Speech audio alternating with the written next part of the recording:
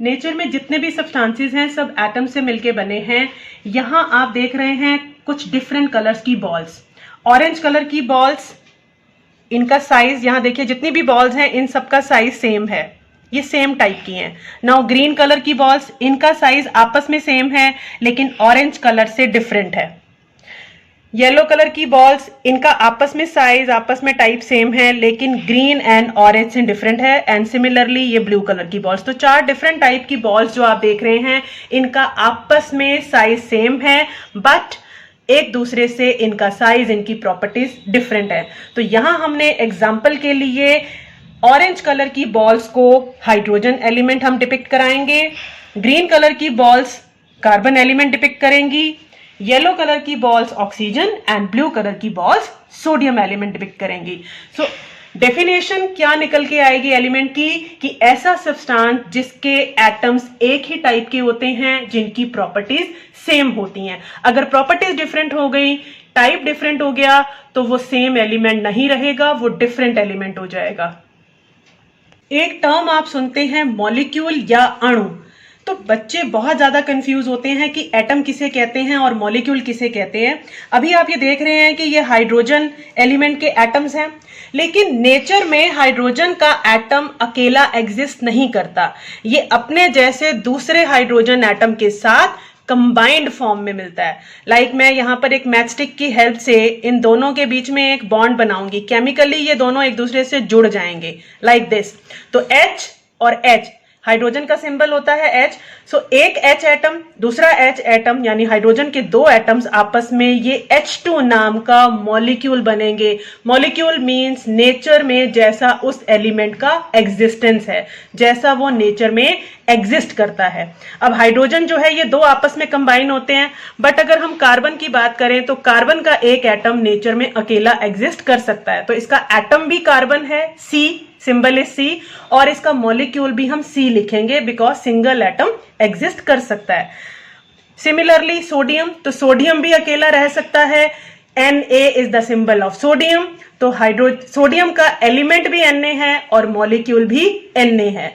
But in case of oxygen, जैसे ये yellow colour की बॉल्स ऑक्सीजन को डिपिक्ट कर रही हैं, तो ऑक्सीजन का एटम भी नेचर में एग्जिस्ट नहीं करता, ये अकेला नहीं रह सकता, ये अपने जैसा एक और साथी ढूंढ लेता है। तो यहाँ अगेन एक मैचस्टिक की हेल्प से हम इन दोनों के बीच में बॉन्ड बना देंगे। ये चीज आपकी बॉन्ड, एक केमिकल बॉन्ड डिपिक्ट कर रही है।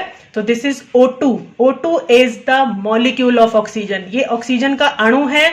और अगर हम खाली एक ही एटम लेते हैं तो वो ऑक्सीजन एलिमेंट का, ऑक्सीजन नाम के तत्व का परमाणु है। तो 2 परमाणु आपस में मिलके ऑक्सीजन का अणु बना रहे हैं, मॉलिक्यूल बना रहे हैं, जैसे कि हाइड्रोजन के 2 परमाणु मिलकर के उसका एक अणु बनाते हैं, एक मॉलिक्यूल बनाते हैं।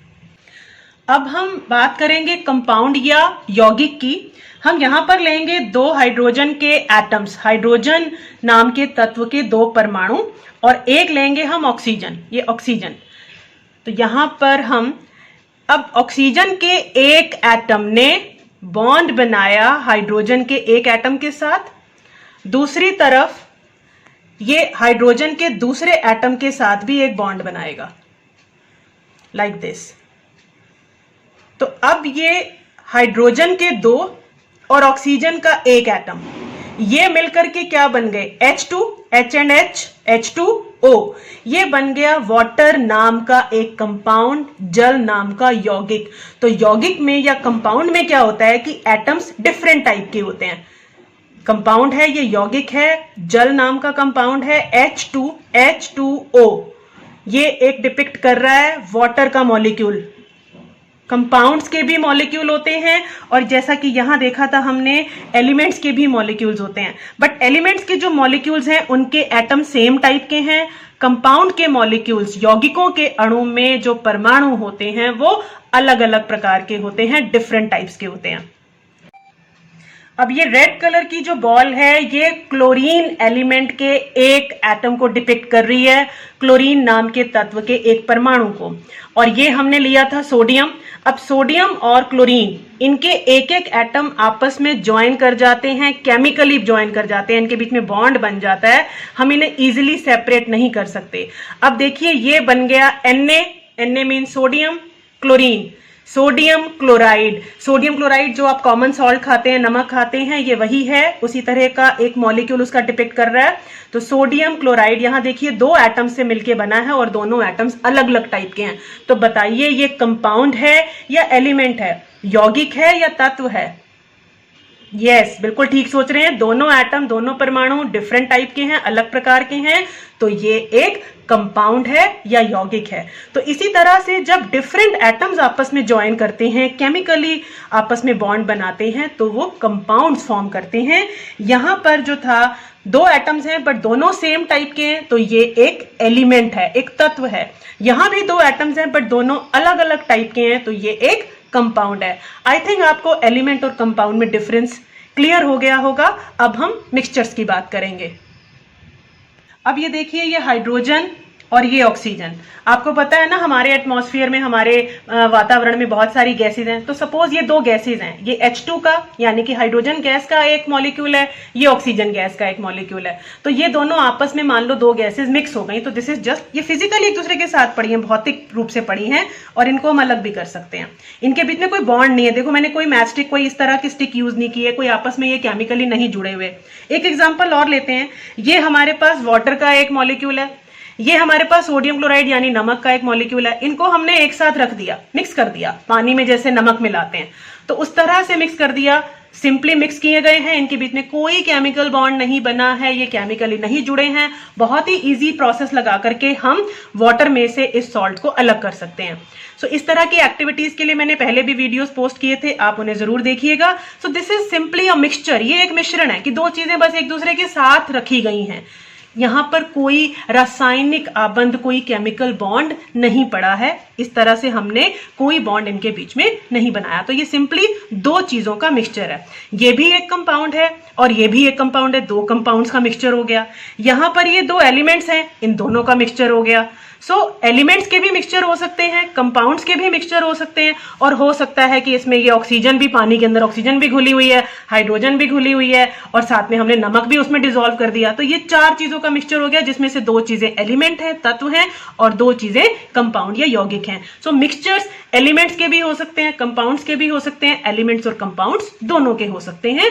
They are simply mix together. Now I ask you a question. Yellow colour की बॉल्स ऑक्सीजन के एटम्स डिपिक्ट कर रही हैं, एंड ग्रीन कलर की बॉल कार्बन का एलिमेंट, कार्बन का एक एटम डिपिक्ट कर रही है। अब ऑक्सीजन के एक एटम और कार्बन के एक एटम के बीच में बॉन्ड बन गया, ये दोनों केमिकली कंबाइन हो गए, रासायनिक रूप से जुड़ गए। सिमिलरली ऑक्सीजन का एक और एटम, ये कार्बन के उसी एटम के साथ ज्वाइन हो गया। Now what is this? C, symbol of carbon is C, oxygen का सिंबल, प्रतीक आपको पता है O, तो this is CO2। Now you have to tell me कि CO2 ये एक कंपाउंड है, एलिमेंट है या मिक्सचर है? This post will be shared on Instagram also. I will share the link with you. क्या ये यौगिक है, तत्व है या मिश्रण है? CO2। अपने आंसर्स कमेंट सेक्शन में जरूर पोस्ट कीजिएगा, वेदर ऑन यूट्यूब और on Instagram. If you like the video, please like and share it and subscribe the channel for more such interesting activities. मिलते हैं अगली एक्टिविटीज के साथ। Till then, bye bye.